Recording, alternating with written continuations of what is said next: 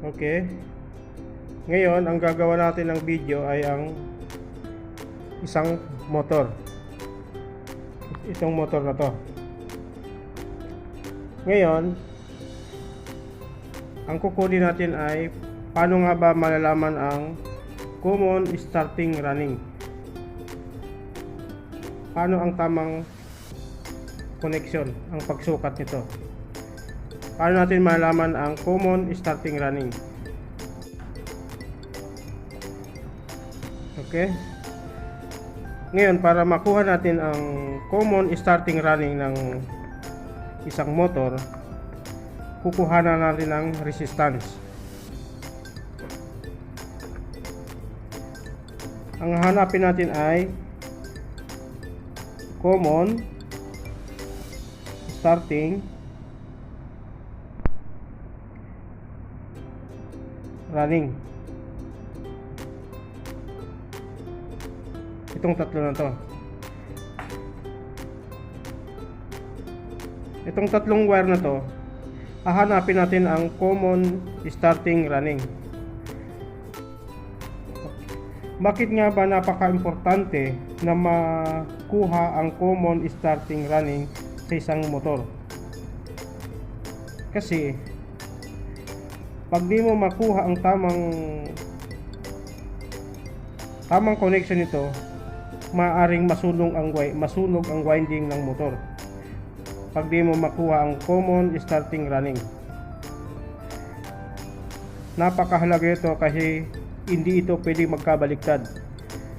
Kasi pag nagkabaliktad ang common starting running, pwedeng masunog ang winding ng motor. Okay? Umpisa na natin. Susukatan muna natin ng resistance. Kukuha natin ang resistance.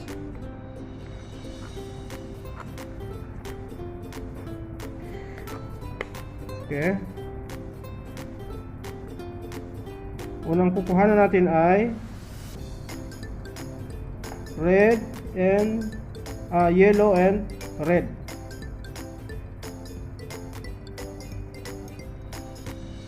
.5 ohms.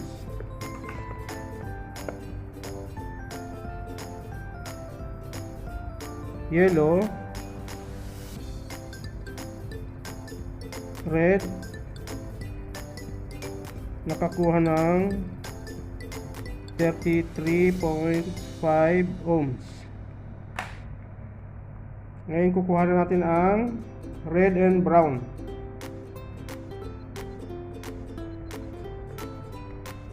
Kukuha natin ang red and brown.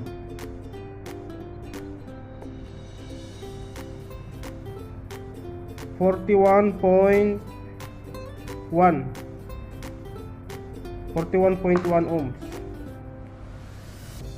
Brown.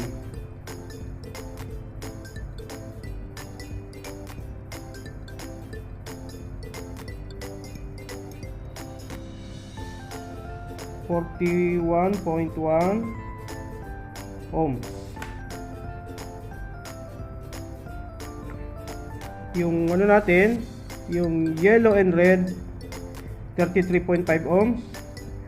Yung red and brown nakuha natin ay 41.1 ohms. Ang last natin kukuhanan natin ay yellow and brown. Meron tayong nasukat na 48.8 ohms.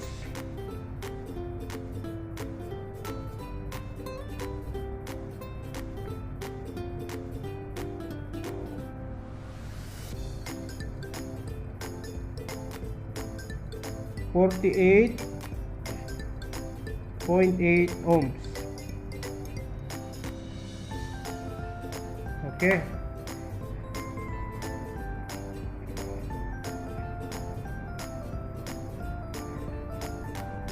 Ngayon, paano natin malalaman ang common starting running?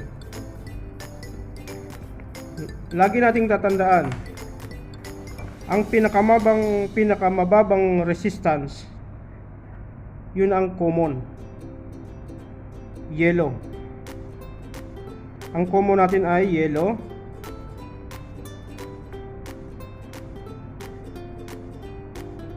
Tapos ito yung pinaka ano natin. Ang pinakamataas natin ay brown.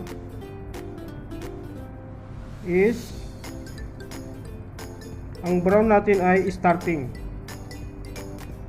Ang pinakamataas na resistance natin ay brown. Ito yung starting winding.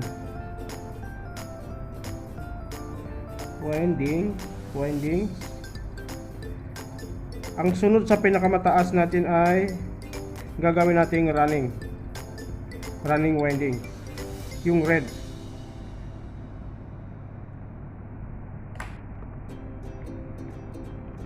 Okay. Bakit nga ba mahalaga ito na makuha ang common starting running? Kasi pag nagkabaliktad ito,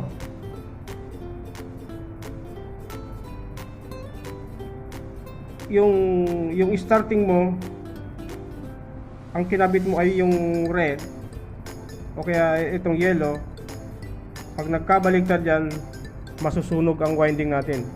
Mag-iinit ang motor, masusunog ang winding, masisira ang motor. Okay? Ngayon, paandarin natin kung tama ang ating connection.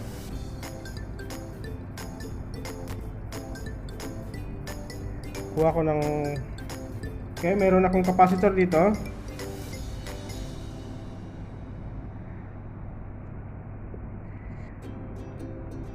Okay. Ang common natin ay yellow. Ilagay natin sa capacitor. Ang starting din natin ay sa capacitor.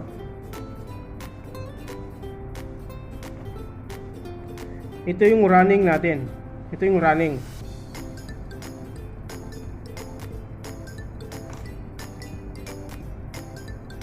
Okay.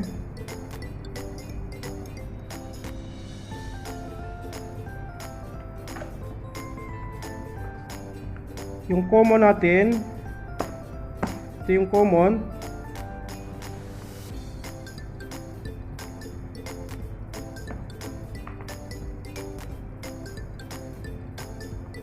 Tapos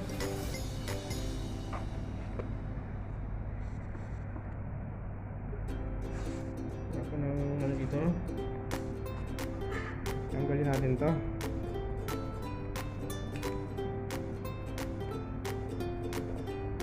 Ito yung running natin, running winding. Siksik na lang natin, testing lang naman eh.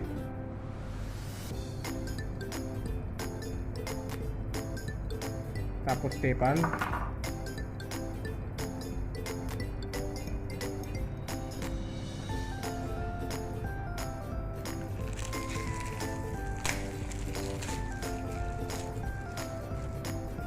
Tapan natin ng konti para hindi siya mag-loose.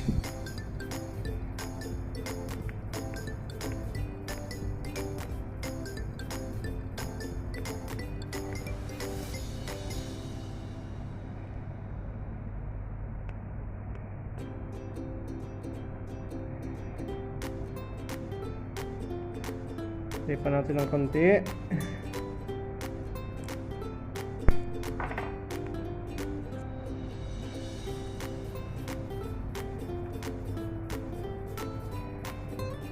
Okay. Ito yung nakuha natin.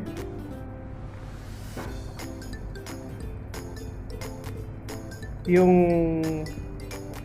yellow and red nakuha natin ay 33.5 ohms. Yung red and brown nakuha natin ay 41.1 ohms. Yung yellow and brown nakuha natin ay 48.8 ohms. Okay, ganito siya.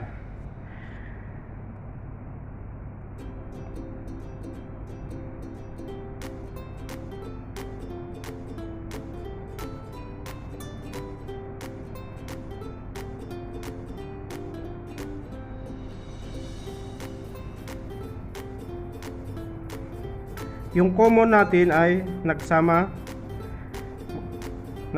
yung common magkasama ang dalawang winding. Ito yung common wire.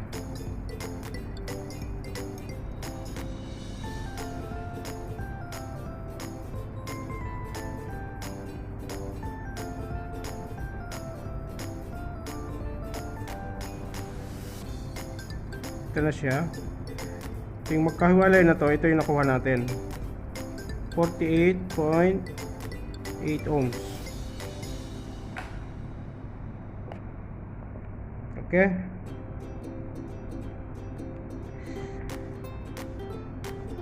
Ito yung brown natin. Ito yung brown. Ito yung red.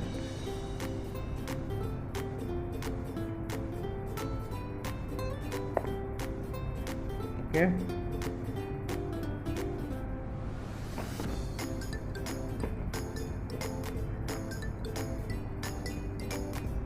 Ngayon, paanda rin natin.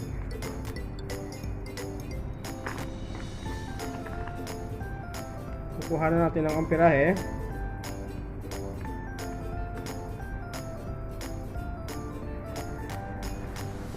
Ito siya.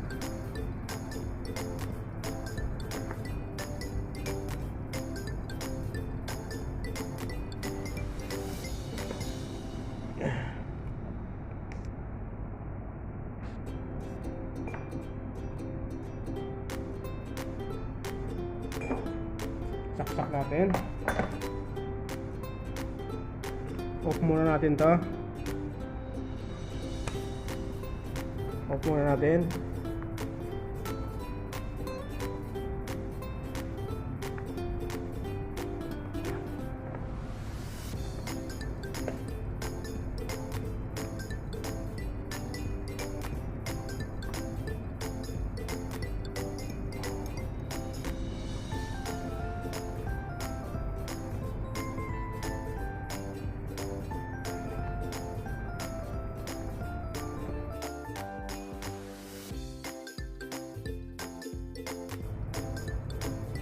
Okay.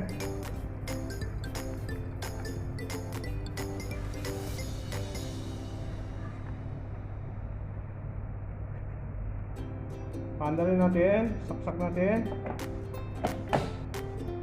Okay, on.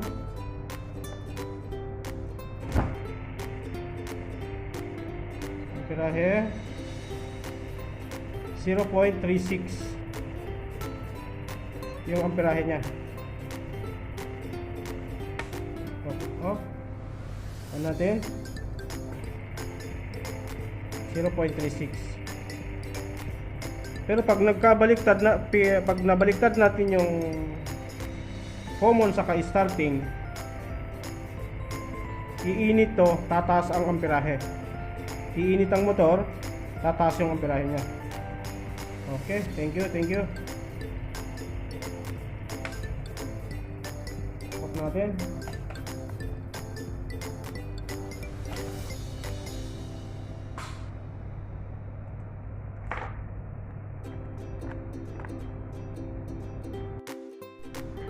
Okay.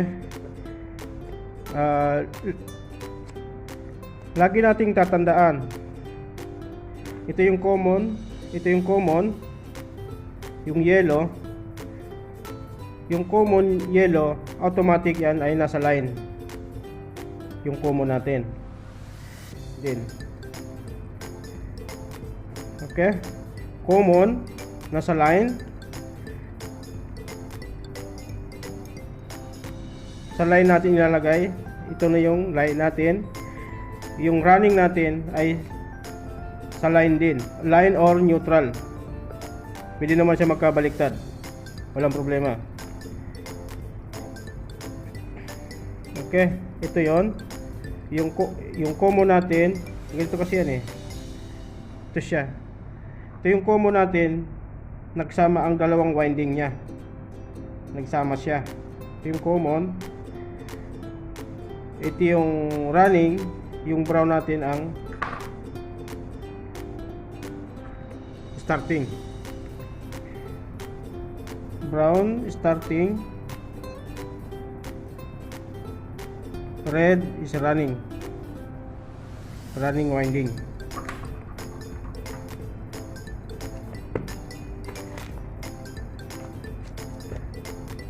Ito na lang siya.